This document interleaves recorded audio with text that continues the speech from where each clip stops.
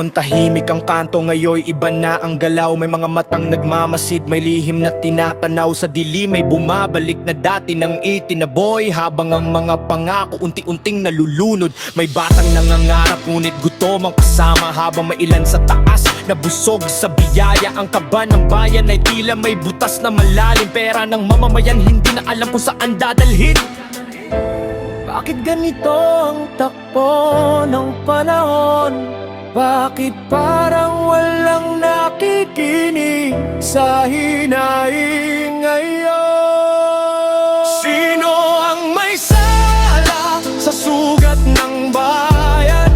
Bakit ang kadiliman ay muling nasisilayan? May proyekto sa papel, pero saan napunta bawat patak ng pawis namin? Sino ang kumukuha? Sino ang may sala sa luhan ng lansangan? Bakit ang hustisya parang napag-iiwanan? Habang ang mahirap ay lalong nahihirapan, may ilan namang yumayaman sa kapangyarihan.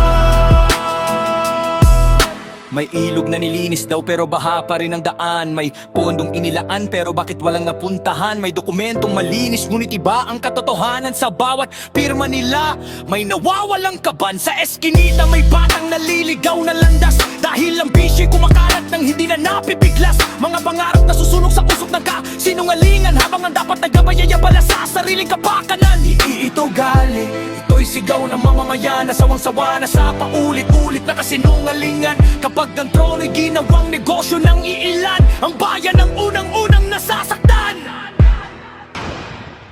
Sino ang may sala sa sugat ng bayan? Bakit ang kadiliman ay muling nasisilayan?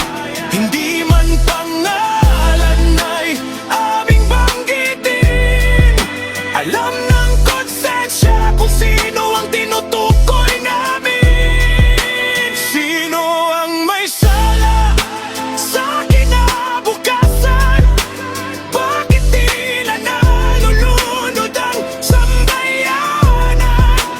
Hanggang kailan magbubulag-bulagan kung ang magnanakaw bang siyang pinapalakpakan?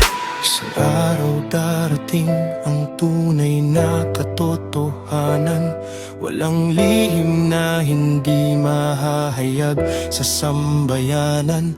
At kapag naggising ang puso ng mamamayan, walang trono ang kayang humadlang sa pagbabago ng bayan.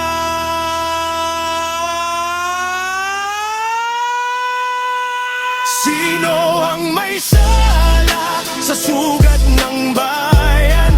Bakit ang kadiliman ay muling nasisilayan? May proyekto